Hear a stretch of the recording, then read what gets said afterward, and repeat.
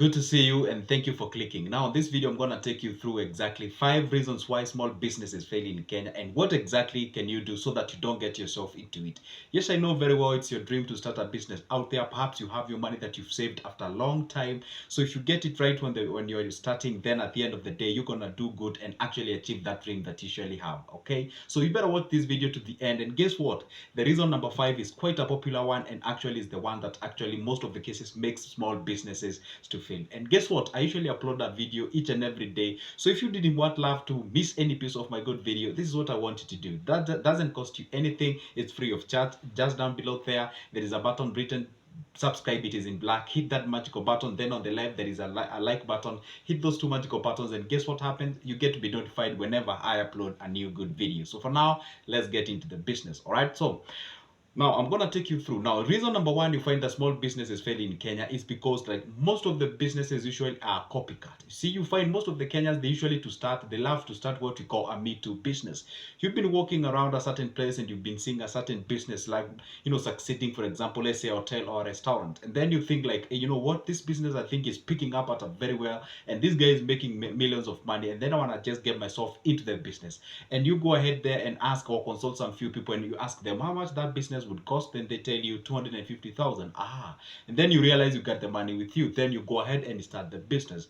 The problem you do is that you just copycat that specific thing, and once you copycat a business, you start what we call a Me Too thing, just because you also want to look like them or make money like them. At that particular occasion, there is zero creativity, and when I say zero creativity, does not mean that you have to go ahead and overly discover a new business. You can get yourself into the existing business. It doesn't have to be a rocket science, doesn't have to be a new business, but you have an understanding exactly why you're starting this business. You have all the nitty-gritties like how is this business run, where do I get my suppliers, who are my target customers, where are they, how do I approach them, and all those kind of things.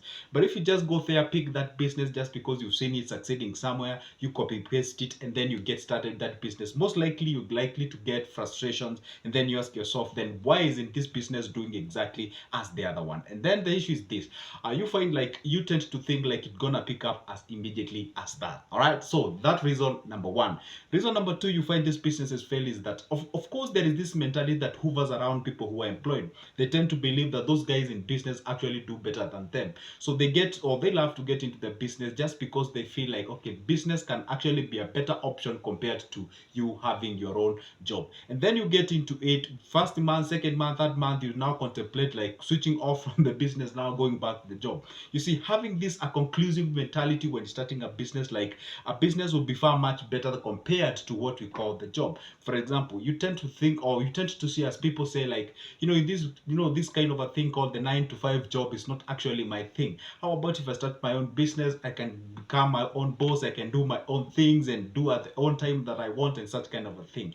Let me tell you one secret: you can escape from 9 to 5 job and get yourself into 4 to 10 kind of a job or the kind of a situation. And by the way, as you're working from that 4 a.m. to all the way to 10 a.m., sometimes to 11 a.m., you realize that you haven't yet hit that magical goal or the target that you've been having when you're starting that specific business. So at the occasion, it's good to understand, yes, business is actually an amazing thing, and I'm not saying it's not an amazing thing, and it's actually one of the way that you get yourself into achieving that financial freedom that you've been looking for. But at all the occasion, it's good to make sure I understand that yes, job may have its own disadvantages as well as the business. So understanding the two aspects very well and approaching that business with the right mentality, then you're always gonna hit the target and gonna do it in an appropriate way, rather than having this conclusive kind of a mentality, and that one can get yourself into a down drain. All right, reason number 3, you find in this reason number 3 is quite a popular problem, and this quite popular problem you find it's about poor financial what we call the skills.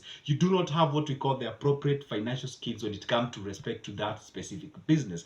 And sometimes I usually receive call and people asking me, hey, you know what, Joseph, my business is failing, and I tell them, hey, you know what, just go ahead, take the next 10 minutes, explain to me exactly why you think that your business is failing and where the problem is. And they tell me, hey, what I've been selling, I don't see where my money is going, and such kind of a thing, and all those. The reason why that happens, then I ask them, how much do you pay yourself? And then they ask like, what do you mean like how much I pay myself? ask them, yeah, how much do you pay yourself? Like each and every day you show up to that business, you got to pay yourself. Assume you don't go to that business, you employ somebody, then it means that you have to pay them. Then how much do you pay yourself? And then they're like, no, I didn't know that you're supposed to pay yourself. Yes, you're supposed to, because you've been showing to that business throughout the time, and you're supposed, or you are entitled to you getting a salary out of that business. This is the issue that you find that people do not have, no, or people do not understand when it comes to budgeting, planning, financial record, good financial record keeping.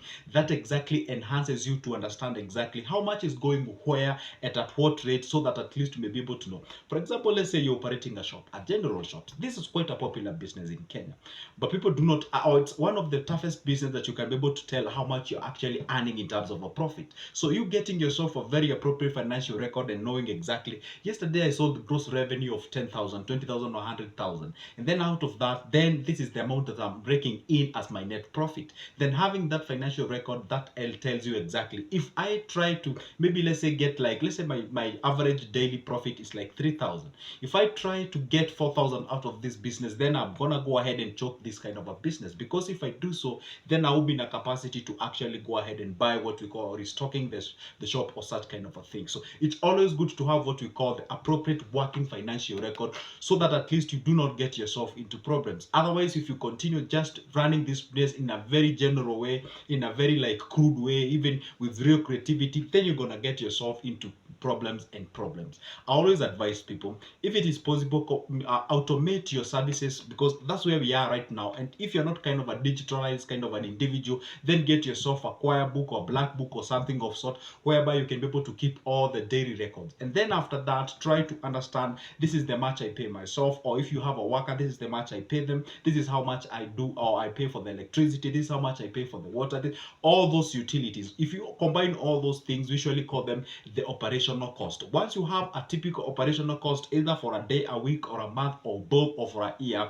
then at that particular point you can be able to tell, my operational cost for a day, or for a day, let's say it's like 3,000, or for a month it's like 40,000. So if I make myself like 60,000, then profit, or rather, if I make like 60,000 at the end of the month, then my profit is 20,000. Then out of that 20,000 is where you're supposed to survive on. Remember one thing, you are really you are an individual who has other bills to pay. You have to keep your life going. Say you're married, you have kids, you have to pay school fees, you have to dress yourself, you have to grow, and all that growth is directed towards that specific 20,000 that you're getting as your profit. But then generalizing that amount of money that you have in account, and that is the capital that is required for you to run a business, you're going to entangle yourself into a confusion and do not know exactly where your money is going. So it's always good and wise to make sure that you have a well-defined, clear financial record, so that at least, even if you were to get funding, sometimes I usually see people go to the bank looking for loans and debts for them to be able to recoup or to restock their business and progress. Then they ask, why are your financial record? That's the time you're going there trying to, sketch some things here and there. You don't even understand how much you sold like last year or something. So it's always good to, the moment you start a business, it's good to make sure that you have yourself a financial record. And when I say financial record, does not, sometimes you may think I'm saying this financial record referring to big businesses. Even if you start a business worth 10,000, it's always good to make sure that you have yourself the financial record of that given business. All right. The other thing that is affecting a lot of small businesses is like, you find people become too bossy too early. There's this issue of, you starting a business is like you breathe out and you relax and you feel like everything is done. You forget now this is the time to roll up your sleeves and actually get your hands dirty and run that specific business. Do all what is needed humanly possible, so that you can make sure that you actualize that dream that you've been having throughout the time. But if you get into the business and then you relax, you act too bossy, you just commanding everybody, even when it comes to what we call the customer service and skills, you're not even applying them, because you feel like, what, these guys, they should be buying from me. You know what, starting a business is not a simple thing. Yes, it is not, but let me tell you one thing, who cares about that? It's only you who cares how much you put in that specific business. So acting too bossy too early, that can get yourself into problems. It's always good to roll up your sleeves, actually understand and accept that at this particular point you're supposed to do the donkey work before you actually go ahead and achieve that thing that you've been working for. for. And again, it is always good to make sure that at this particular point, it's good to make sure that at least you know exactly what makes your business move and what doesn't make your business move. Because if you don't roll up your sleeves, you don't get yourself into the ground, if you do not relate with your workers, if after all you have them, you cannot be able to understand. Because you see one thing, when it comes to business, it's like a cog and wheel, meaning that all different parts usually moves each other. And when one part hangs around, then it makes really, it like affects the entire process. It's like a system, so you have to make sure that each and every part, what is required of it for you to be able to understand exactly what you're supposed to do. All right. Now, the other thing you find, or the last point is this now, and this is quite a popular one. People usually have this kind of a mentality that, you know what, by virtue of me having a business plan and having the capital, identifying that place and actually peeping the place, then I should be able to make that prospected business or rather profit immediately after switching on the business. Let me tell you one secret. That is not a reality. I always tell people it's good to give the business what we call the breathability or the breathing allowance for the business to establish itself. The business has to define and demarcate and has to what we call, you have to segment a certain number of customers or clients or your target people at that particular location that you've gone. Remember one thing, this is like a new kid in town. Nobody knows it. Nobody even knows you. That's a fact, okay? So you have to give it time so that at least you can be able to, the business can be able to tell the people in the locality in that specific area, hey, you know what, guys, I'm new in town. This is what I offer. This is what I have, and this is what all those kind of things. But getting into the business and then you're making calls after 2 months, after 1 month, and then they're calling all over the place. You sometimes sometimes I received a call from a certain lady, and then they asked me, or she asked me rather that, hey, you know what, Joseph, I've been in business for 1.5 months now. I'm like frustrated. I'm not getting exactly what I've been aiming for and such. Can I ask them? Let's talk about numbers, okay? Let's not be conclusive and just talk about things like, whatever. Just give me the numbers. How much do you pay for your rent? She told me 10,000. How much are you getting per day? She told me to 1,500. And then after doing all that mathematics, I realized, yes, she's not where she was aiming at, but the fact remains the business can be able to stand its to sustain itself by in terms of paying the house rent and such kind of a thing. She's able to get like a small thing in terms of a profit. And I say, you know what? This is not the time to panic. At this particular point, the business is taking its time, is redefining itself, and actually is presenting you with the actuality on the ground, far from what maybe you had predicted from the business plans. Let me tell you one thing. When it comes to business plans, is what you as yourself you think, or you trying to dictate to the business what it should be giving you. But when the business now defines itself and tells you, hey, you know what, you are thinking about 3,000, then I'm giving you 4,000. That's the time that the actuality hits you. Or when the business says, hey, you know what, I wasn't actually worth to give you 4,000 as of now, but guess what, I can afford 3,000 for you. So at that particular point, it's good for you to adjust yourself and adjust your mentality, but still have the goal and achievement deep inside of you, and so that you can achieve the full force of the full realization of that specific business. All right, so my name is Joseph. Talk about anything related to exactly that. If that's a cup of your coffee, then consider this place a home. I offer financial related guidances, about business related guidances and consultation. You can grab my number from the description of this specific box. You can either call me or text me on WhatsApp, and then we can talk business. If you're out there, you're a bit confused, you do not have a business plan, business idea, any way of investing, then I have booklets for you, variety of them, and I have ready business plans of like tens and tens of businesses. How about you grab that copy for only 280? We talk business and you get started. So for now, it's a goodbye, but make sure that you subscribe, comment down below, tell me what you think, because I'm a believer you got something as well I can learn from. So for now, it's a goodbye. See you in the next one.